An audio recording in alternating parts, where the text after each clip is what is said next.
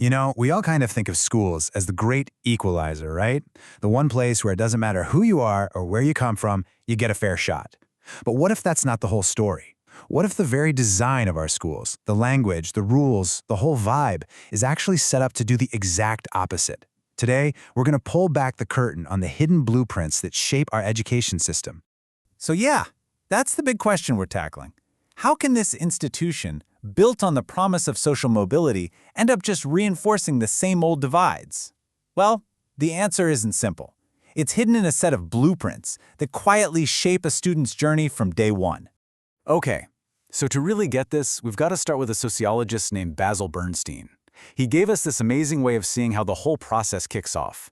He argued that inequality isn't just about money. It's actually built into the way we talk.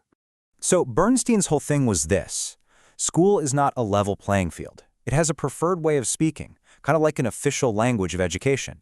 And if you don't show up already speaking that language, you're basically playing catch-up from the very beginning. It's an invisible head start. And he gave it a name, the elaborated code.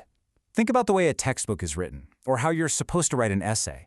Everything is spelled out, it's explicit, it's abstract, and it doesn't assume you have any inside knowledge. It's perfect for academia. But it's not how everyone talks. This slide really breaks it down for us. On the left, you've got the restricted code. This is like the shorthand you use with your best friends. It's super efficient, full of inside jokes and shared memories. But an outsider would be totally lost. Bernstein found this is common in a lot of close-knit working-class communities. Then on the right, you have that elaborated code. This is more like the formal language you'd use to write a job application. It has to make sense to a total stranger. And this style, he noticed, was way more common in middle-class homes. And that right there is the heart of Bernstein's whole argument. Schools are fundamentally designed to reward that elaborated code. So kids from middle-class backgrounds who might already be fluent in it from home walk in the door with this huge unseen advantage. The system ends up reproducing class divides, not because some kids are smarter than others, but because it favors one specific cultural tool. But hold on, is that really the whole story? Are kids just pawns in this game, passively accepting their fate? Well, another researcher, Paul Willis, came along and said, whoa, we are missing a massive piece of the puzzle here. He said we need to look at student choice and their active resistance. All right, so just to be clear, Bernstein's saying the problem is structural. The school is built on a language that automatically favors some kids over others. Simple as that. But what if it's more complicated? Then Willis comes along with this totally different take. He says students, especially working-class boys, aren't just failing. They look at the game, see that it's rigged, and they make a conscious choice. They refuse to play. So Willis did this famous study where he actually went and hung out with a group of working-class boys he called the lads.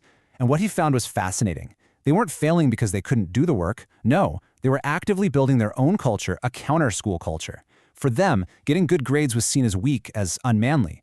The real respect, the real status, came from messing around, challenging the teachers, and proving you were tough enough for the factory floor, not some stuffy university. And this is where it gets really mind-bending. The paradox here is just, wow. Their rebellion, this powerful act of defiance against the system, was the very thing that pushed them straight into the same manual labor jobs their fathers had. By rejecting the school's game, they actually helped lock themselves into their expected place in society. See, it wasn't just something that happened to them, they were an active part of the process. Okay, so we've got structure from Bernstein and we've got agency from Willis. But what about other huge forces at play? A lot of this early work really focused on class, and in Willis's case, on white boys. To get the full picture, we have to bring in the critical lenses of gender and race. The reality is, this architecture of inequality, it's not based on just one blueprint. Class is absolutely a huge part of it, but things like sexism and racism have their own set of rules, and they create their own unique barriers inside the school walls. Let's talk about gender for a second. Researchers have shown how schools can reinforce old-school patriarchal norms. You've got things like the male gaze, which can really mess with girls' confidence. And teachers, often without even realizing it, might praise boys for being loud and assertive, but praise girls for being quiet and compliant. These subtle little nudges can end up steering students into totally different subjects and careers, and it has nothing to do with their class. And then you layer on race, and you get a whole other set of challenges. Students of color often have to deal with institutional bias and just plain wrong stereotypes, but their resistance doesn't always look like the loud rebellion that Willis saw. Instead, what a lot of research shows is something called strategic resistance. These students learn to play the game on their own terms, succeeding in spite of the system. They build their own support networks, figure out which teachers to trust, and find ways to thrive. It just goes to show you, resistance comes in many, many forms. So we've got all these different powerful ideas about the structure of school, about student resistance, about gender, about race. How on earth do we put them all together to see the full blueprint? And here's the thing. You've got to understand that these theories aren't fighting each other. It's not a case of one being right and the others being wrong. Instead, each one gives us a crucial piece of the puzzle, showing us a different layer of this really complex architecture. So this table here, this really lays it all out. You start with Bernstein, who gives us that foundation. Schools are set up to favor middle-class culture. Then Willis comes in and adds the human element, showing us that students are active agents in all this.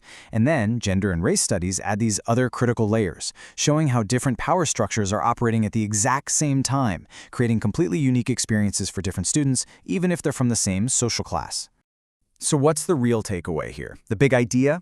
It's that educational inequality doesn't have one single cause. It's not just class or just race or just gender. It's the messy, complicated, overlapping result of all these systems of power intersecting and working at the same time. And all of this leaves us with one huge final question. If the problem is literally built into the architecture of the system itself, then just patching up a few cracks here and there probably isn't going to cut it. So what would it actually take to scrap the old plans and draw entirely new blueprints for an education that's truly fair for everyone?